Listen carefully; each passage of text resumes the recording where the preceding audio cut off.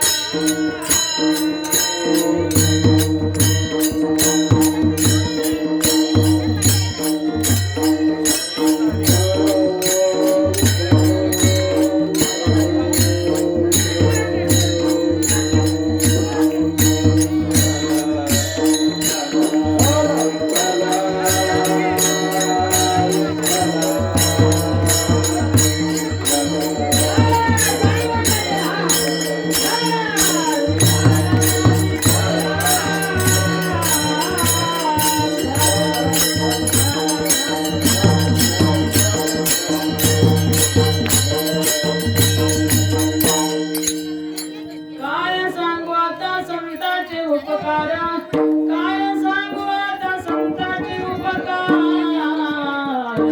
मज निरंतरा जागविती चुप बसा तुळशी सगळ्याजणी घ्या फक्त बोलू नका काय द्यावे त्यासी भावे उतराई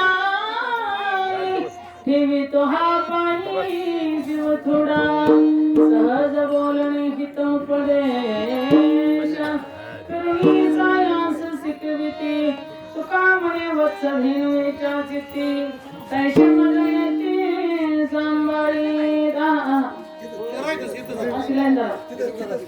त्यांच्या पाठीमागून धरा.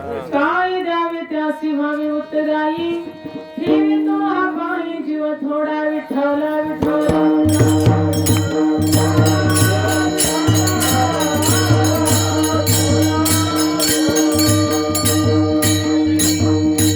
समचरण सरोजम संगणिया बुधावा जगणाही तपाणी मंडण मंडणाणा तरुण तुलसी माला कंदरम कंजनेत्रा सदैव वलहासं विठ्ठलं चिन्तयामि पांडुरंगाकरो प्रथम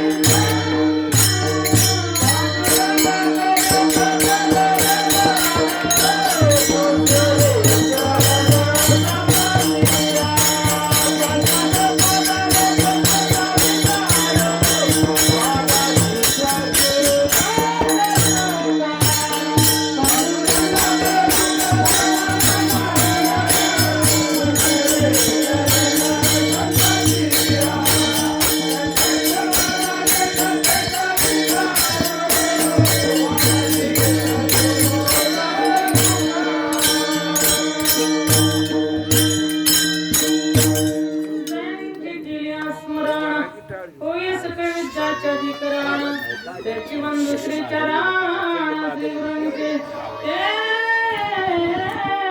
नमस्कार ओम नमो ज्ञानेश्वरा करुणा करा तुमचा अनुग्रह लाभो.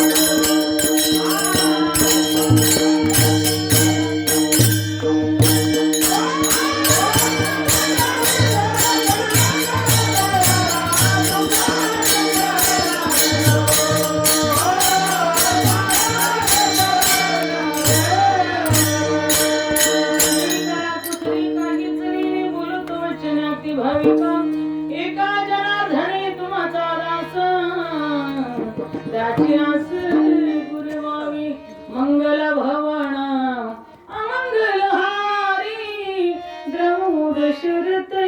हरी जग मंगल गुण ग्राम के राम देव मुक्ति धन धर्म के धाम जग मंगल गुण ग्राम के राम देव मुक्ति धन धर्म के धाम राजा राम राम राम राम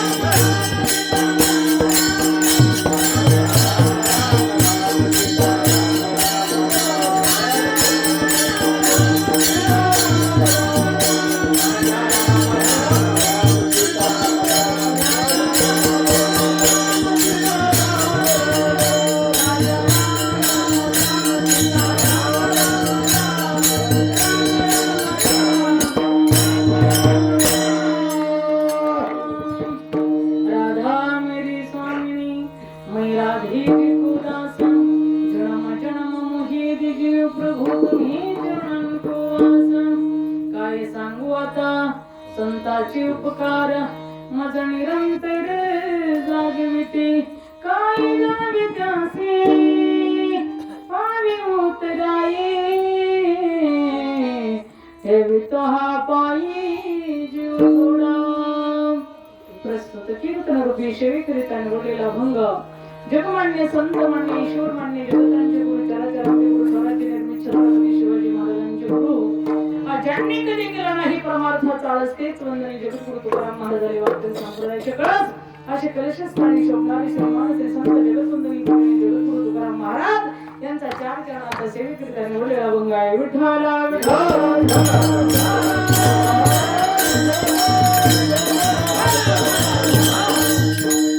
आपली सेवा 1 तासाचीच बोली आहे 1 तास झाल्याच्या नंतर तुम्ही उठून गेला तरी तुम्हाला काही म्हणणार नाही 1 तासानंतर तुम्ही टाळ घेऊन गेला तरी काही म्हणणार नाही हे का नाही तुमचा जीव हलका झाला परवानगी तर मिळाली पुढे काही हो आहे का नाही विढाला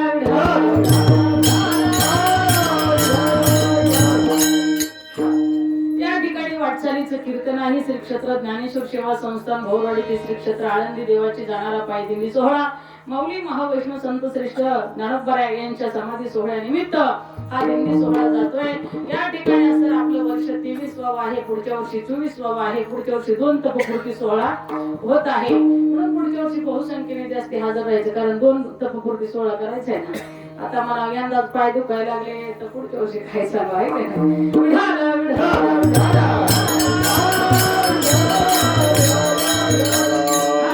पण योगायोग असं या ठिकाणी आमचे आदरणीय या ठिकाणी रमेश पवार आमचे दादा आमचे बंधू यांच्या टाळीत काळा सापडला बघा हा कारण काय त्यांचं काहीतरी पुण्य जास्ती आहे हा महाराज सांगतात पुण्याशिवाय या गोष्टी घडत नाही पुण्य बळाले बहुत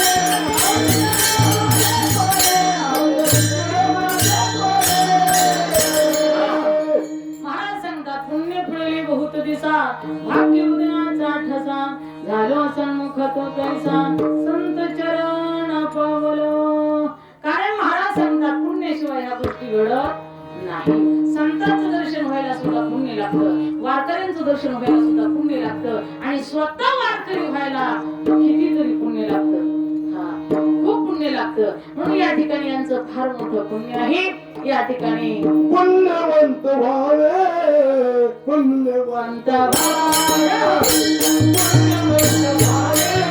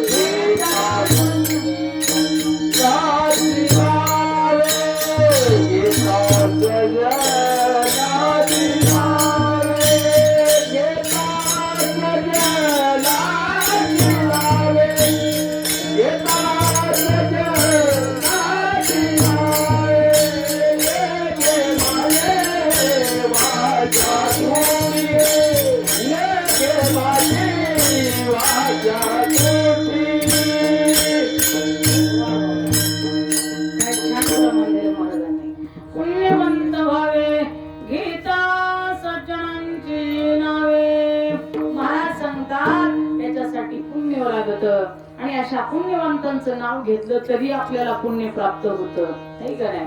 हा, म्हणून या ठिकाणी रमेश भाऊ पवार आणि त्यांच्या परिवार, त्यांच्या साऱ्या सौभाग्यवती आमच्या वहिनी, काय नाव त्यांचं? रोहिणीताई रमेश पवार, खरोखर यांचं अभिनंदन, यांच्यासाठी जोरदार टाळ्या वाजवा. तशाच त्यांच्या साऱ्या प्रेमळ बहिणी सुद्धा या ठिकाणी आलेल्या आहेत. काय नाव तुमचं? करंजी ज्योतिताई, त्या सुद्धा पुढे आहेतच आपल्याला. आता शिक्रापूर पर्यंत त्यांना चालत न्यायचं आता तुळस घेऊन. त्यांना सुट्टी नाही आता, चिर करा नाही तर फेर करा. ह्या पण बहिणी काय नाव? काय मीनाताई काळे, यांचं चुलती त्यांच्या आमच्या रतन मावशी. म्हटले आता मी विना घेते, म्हटलं विना नाही तर तुळस का विना घ्या. हा, त्यांना फार सेवा करण्याचा भाव आहे त्यांचा. सगळेच आमचे सेवेकरी आहेत, आमच्या महिला माता भगिनी सगळे सेवाधारी आहेत. बिचारे जिथं हाटा म्हणून तिथं हाटतात. भाकरी करा म्हटलं तर भाकरी करतात, भाजी करा म्हटलं तर भाजी करतात, भजन करा म्हटलं तर भजन करतात, टाळ वाजवा म्हटलं तर टाळ वाजवतात. हा, म्हणून त्या ठिकाणी सगळ्या माझ्या माता माऊल्या सगळे सेवाधारी आहेत. सगळे आमचे वारकरी भजनी मंडळ सगळे सेवाधारी आहेत. आताच मी त्यांचे नाव घेणार नाही, कारण तुमचा वेळ जास्ती घालवत नाही. शेवट घेणार आहे बरं का, घाबरू नका. विठ्ठल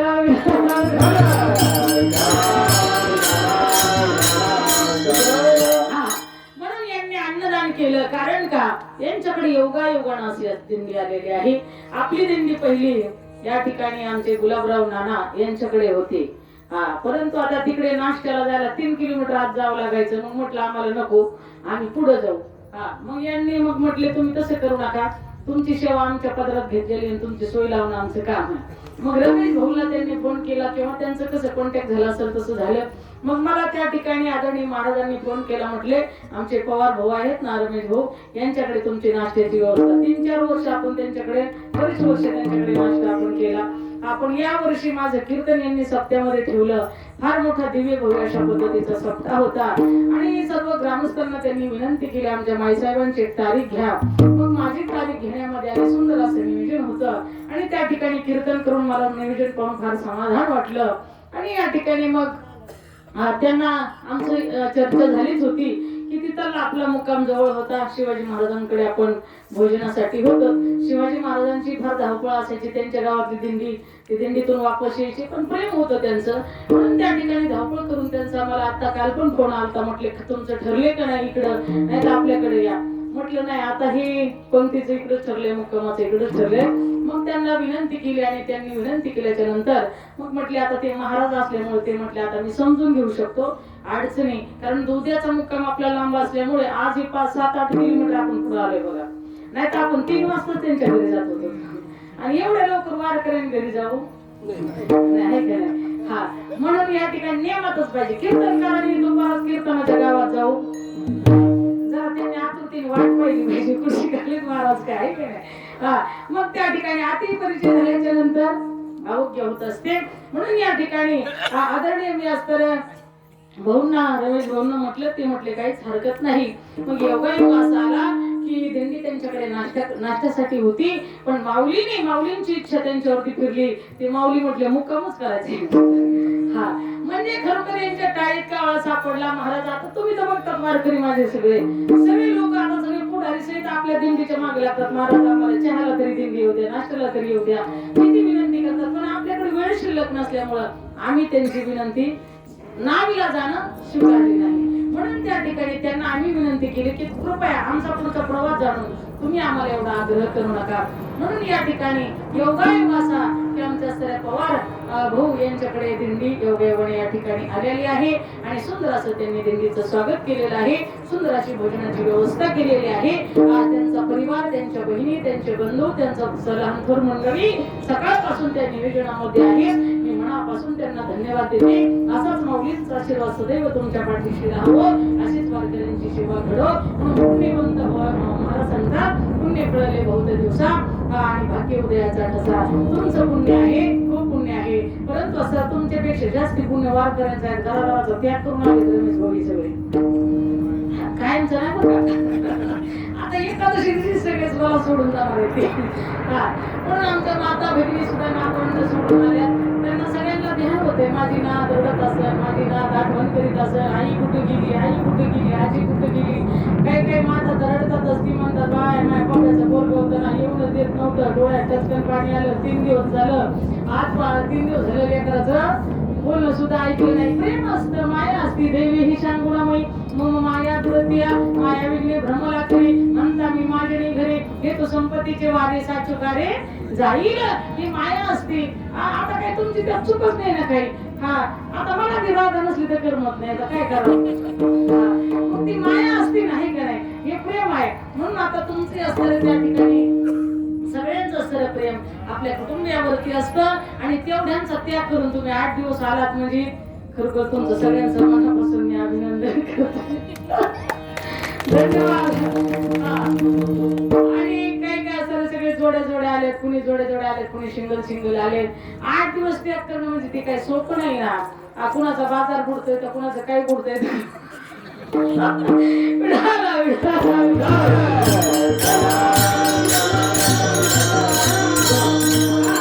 आमची दिंडी म्हणजे एकदम खेळीमेळी फ्रेश.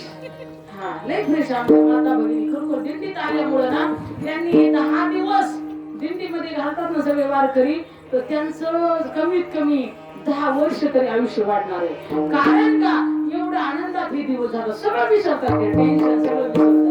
कारण भगवंताच्या नावात काय आहे, ताकद आहे. माऊलीच्या नावात काय आहे, ताकद आहे.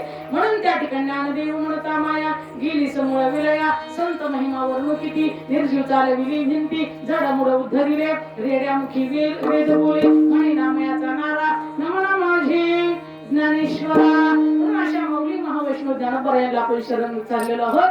आणि खरोखर त्यांच्या असं एकदा त्यांचं दर्शन झालं किंवा त्यांच्या परिसरामध्ये गेलो की माऊलींचा आशीर्वाद आपल्याला नक्कीच मिळतो. आणि माऊलींचा आशीर्वाद सदैव सर्व वारकऱ्यांच्या पाठीशी आहे. असेच माऊली आपल्याला आरोग्य ऐश्वर्य देणार आहे आणि पुन्हा आहे तोपर्यंत आपल्याकडून वाऱ्या करून घेणार आहेत. विठ्ठल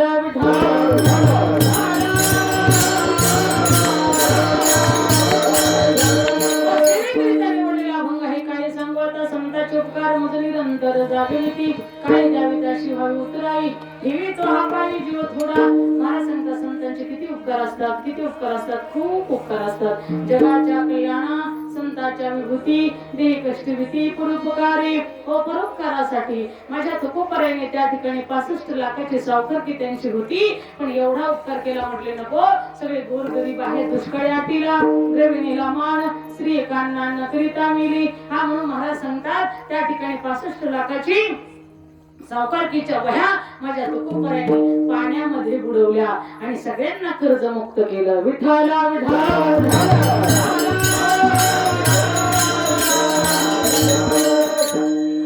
म्हणून या ठिकाणी असे आणि अनंत उपकार साधू संतांचे आहेत. माऊली महावैष्णव ज्ञानोबा खूप जगतावरती उपकार आहेत. कारण का तर जगाच्या कल्याणासाठीच महाविष्णूचा अवतार सखा माझा ज्ञानेश्वर. हा महाराज सांगतात प्रत्यक्षात भगवान विष्णू ज्ञानोबा यांच्या रूपामध्ये प्रगट झालेले आहेत. कशासाठी लोकोले ज्ञान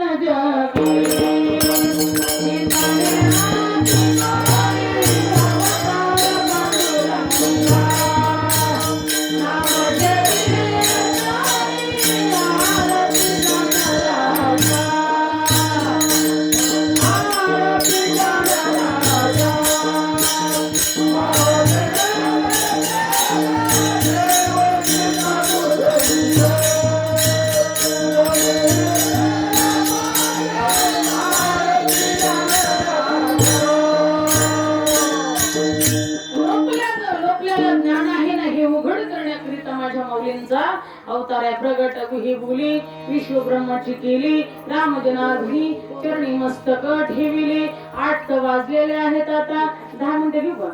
5 घे. 5 मिनिटं थकलेले द्वारकडे खूप चालले जातात. विठाला विठाला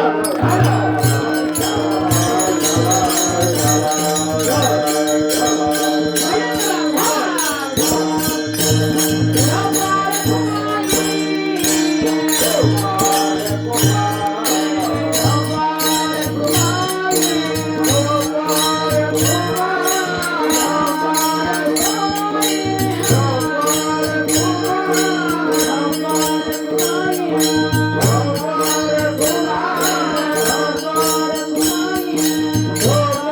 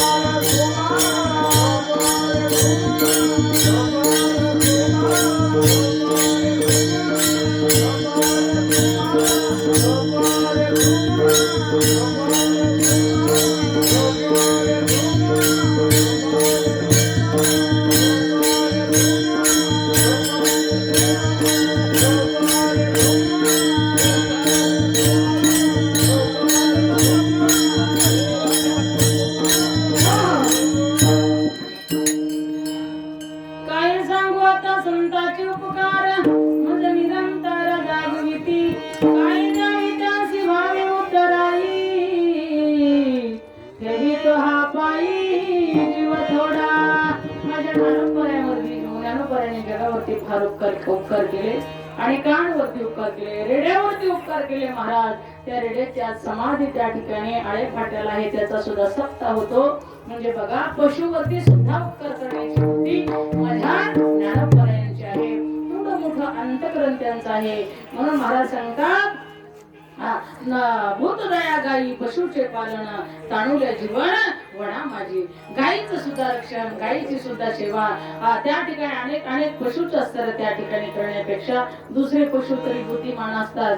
गावरान गायीचं जर वासरू असलं ना महाराज, 1000 गायत बांधलेला असू द्या आणि त्याला जर सोडलं ना महाराज, ते बरोबर आपल्या गायीच्याच काशात जातं. पण जर गायीचं वासरू जर सोडलं ना, ते कुठे जातं? दुसऱ्याच गायच्या काशात मुडकं घालतं. मग फाटकीने फटका तिने लात मारली की तो म्हणतो रॉंग नंबर लागला काय कोणास लाथा खात खात खात खात शेवट त्याला त्याची आई भेटते. हो, तसं महाराज सांगतात, गावरान गायचं जे वासरू आहे ना, ते लाखो गाया बांधा, अचूकपणे आपल्याच गायच्या काशीमध्ये ते जाणार. हो, म्हणून या ठिकाणी एखादी तरी गावरान गाय पाळली पाहिजे. गावरान गाय पाळल्याच्या नंतर सगळी देवता तिच्या असतात, हृदयामध्ये असते, पोटामध्ये असतात. म्हणून त्या ठिकाणी महाराज सांगतात, कर्म करताना माणसाने चांगले करा. जसं असतं ते गावरान गायचं वासरू गायीचा पिच्छा सोडत नाही, तसं कर्म जर आपण केलं ना, ते कर्म आपलं पिच्छा सोडत नाही. मग चांगलं कर्म करा तरी ते पिच्छा सोडणार नाही, किंवा वाईट कर्म जरी घडलं तरी ते तुमचा पिच्छा सोडणार नाही. त्याचं फल निश्चित तुम्हाला भेटणार आहे. म्हणून या ठिकाणी दिंडीत जाण्याचं जे फल आहे का, जो हे सगळं सिद्ध आहे, हात चालावया पाये तो आपुले सोहित पाहे, तीर्थयात्रा जायचं चुकू नको. केले कर्म झाले त्याची भोग आले, उपजले मेले असे किती एक दृष्टांत सांगून मी या ठिकाणी सेवा समाप्त करणार आहे. हो, म्हणून एक असणारे त्या ठिकाणी कबूतर होता आणि एक कबुतरीण होती. राम काका लक्ष आहे ना? सगळ्यांचं लक्ष आहे ना? एवढं दृष्टांत सांगायचं. एका झाडावरती ते राहत होते. झाडावरती राहत असताना योगायोग असा, ती कबुतरीचे पिल्ल सुद्धा त्याच्या घरट्यामध्ये होते. त्यांना मारण्यासाठी खाण्यासाठी वरून एक घर टाकलेली होती आणि खाली एक पारद्याने सुद्धा धनुष्य बाण लावलेला होता. कशासाठी? त्यांना मारण्यासाठी, शिकार करण्यासाठी. पण आता त्यांनी विचार केला, ते म्हटले, दोघं पती पत्नी घाबरून त्या ठिकाणी एकामेकाला बोलू लागले, थरथर कापू लागले. त्यांना भीती वाटू लागली. आता आपला मृत्यू जवळ आलेला आहे. मरण म्हटलं की सगळ्यांना भीती वाटते, पशुला सुद्धा भीती वाटते. त्या ठिकाणी दोघांत चर्चा सुरू झाली की आपण आता मरणार, आपल्याला कोण वाचवणार? पण तो कबूतर पुढच्या जन्मीत, मागल्या जन्मीचा कोणीतरी असा पुण्यवान आत्मा होता. तो कबुतरीला म्हणला, स्वतःच्या पत्नीला म्हटला, अगं काहीच करू नको, तू भगवंताचं नामचिंतन घे. मी अनेक शास्त्रामध्ये ऐकलेलं आहे, भगवंताचं नाव घेतल्याच्या नंतर त्या ठिकाणी संकटाची निवृत्ती, परम सुखाची प्राप्ती होती. उर्ज की नंदलाला राधा जी की सावरिया,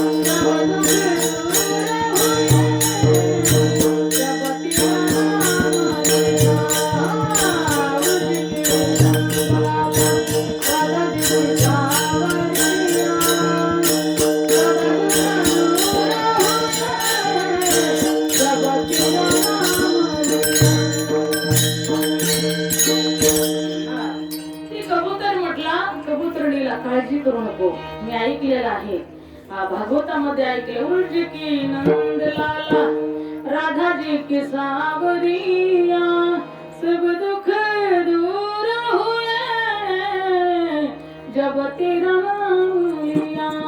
देवाचं मीराचं नाव घेतल्याच्या नंतर दुःखाची निवृत्ती होते. कारण मीराजीसाठी विषाचा प्याला दिला होता तिच्या पिताश्रीने. तिने कृष्णार्पण म्हटली, पिली तरी तिला काहीच झालं नाही. तो कारण का? मीराजी कृष्णाचं भजन करत होती. म्हणून तू सुद्धा देवाचं नाव घे. देवाचा धावा करायला सुरू केलं. श्री कृष्ण गोविंद हरी मुरारी ही नाथ नारायण.